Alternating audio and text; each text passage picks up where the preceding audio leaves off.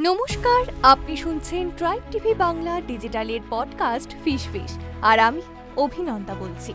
জানেন কোলেস্ট্রল বাড়লে কতটা ভয়াবহ ক্ষতি হতে পারে?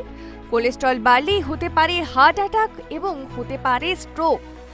ট্রাইব টিভি বাংলা ডিজিটালের পডকাস্টের আজকের এপিসোড ফিশ ফিশে রইল এই বিষয়ে বিশদ তথ্য। আজকের দিনে কোলেস্ট্রল একটি বহুল আলোচিত শব্দ। আধুনিক জীবনযাত্রা, অনিয়মিত খাদ্যাভ্যাস, মানসিক চাপ এবং দৈনিক পরিশ্রমের অভাব, এই সব কারণে কোলেস্ট্রলের মাত্রা অস্বাভাবিক বেড়ে যাচ্ছে অনেকের শরীরে। কিন্তু অনেকেই জানেন না কোলেস্ট্রল বাড়লেই হার্ট অ্যাটাক বা স্ট্রোকের ঝুঁকি বহু গুণে বেড়ে যায়। আজকে এই বিষয়ে আপনাদের বিস্তারিত জানাবো। আসলে কোলেস্ট্রল কি? কোলেস্ট্রল একটি চর্বি জাতীয় পদার্থ যা আমাদের শরীরে প্রাকৃতিকভাবেই উৎপন্ন হয় এবং কিছু খাবার থেকেও আসে। এটি মূলত দু ধরনের হয়। এলডিএল লো ডেনসিটি লিপোপ্রোটিন এবং একে খারাপ কোলেস্ট্রল বলা হয়, এবং অপরটি এইচডিএল অর্থাৎ হাই ডেনসিটি লিপোপ্রোটিন, একে ভালো কোলেস্ট্রল বলা হয়। এলডিএল রক্তনালীতে জমে গিয়ে অ্যাথেরোস্ক্লেরোসিস তৈরি করে, যা হার্ট অ্যাটাক ও স্ট্রোকের মূল কারণ। আচ্ছা, কোলেস্ট্রল বাড়লে কি হয় জানেন? রক্তনালীতে প্লাক জমে। অতিরিক্ত এলডিএল কোলেস্ট্রল ধমনীর দেওয়ালে জমে যায়। ধীরে ধীরে সেই জমাট কোলেস্ট্রল এবং অন্যান্য উপাদান মিলে প্লাক তৈরি করে। রক্ত প্রবাহ ব্যাহত হয়। এই প্লাক ধমনী সংকুচিত করে রক্ত প্রবাহ বাধাগ্রস্ত করে।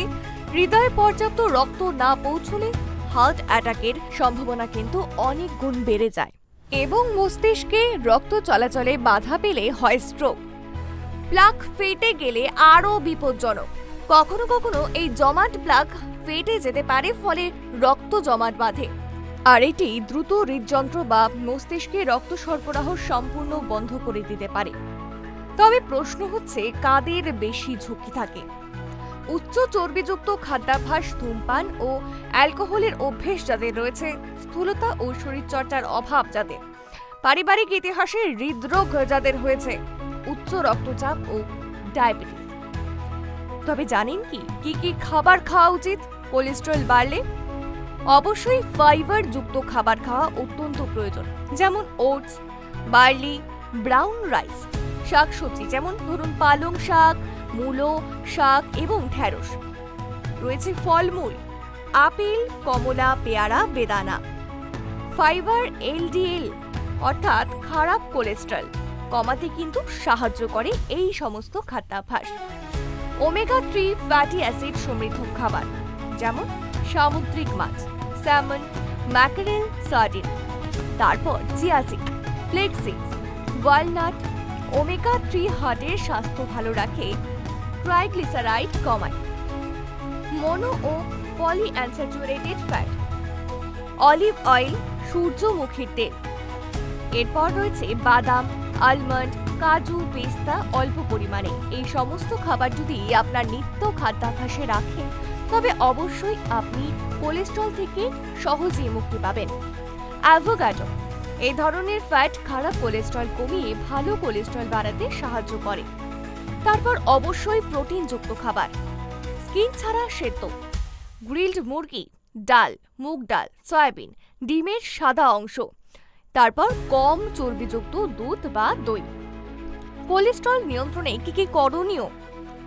ঠিক যেমন এক সুষম খাদ্যাভ্যাস, ঠিক তেমনই নিয়মিত ব্যায়াম, যেমন প্রতিদিন অন্তত 30 মিনিট হাঁটা বা হালকা ব্যায়াম করুন। ধূমপান ও অ্যালকোহল একেবারেই করা চলবে না। ওজন নিয়ন্ত্রণে রাখুন। প্রয়োজন হলে ওষুধ গ্রহণ করুন। নিয়মিত স্বাস্থ্য পরীক্ষা করুন। কোলেস্ট্রলের মাত্রা পর্যবেক্ষণ করলে ঝুঁকি আগে থেকেই চিহ্নিত সম্ভব। কোলেস্ট্রল একটি নীরব ঘাতক। এটি ধীরে ধীরে শরীরের ভেতরে ক্ষতি করে চলে, যার ফলে হতে পারে প্রাণঘাতী হার্ট অ্যাটাক বা স্ট্রোক। তাই সতর্ক থাকুন, সচেতন হন। খাদ্যাভ্যাস, জীবনযাত্রা ও নিয়মিত চেকআপের মাধ্যমে কোলেস্ট্রল নিয়ন্ত্রণে রাখলে হৃদযন্ত্র সুস্থ রাখা সম্ভব। মনে রাখবেন, সতর্কতা, সচেতনতা ও নিয়মিত রুটিনই পারে আপনাকে বড় বিপদ থেকে রক্ষা করতে। আপনাদের কেমন লাগছে ট্রাইব টিভি বাংলা ডিজিটালের পডকাস্ট ফিশ ফিশ কমেন্ট বক্সে কিন্তু লিখতে ভুলবেন না। তার সঙ্গে এটাও জানান যে কি কি বিষয়ের উপর পডকাস্ট শুনতে আপনিও আগ্রহী।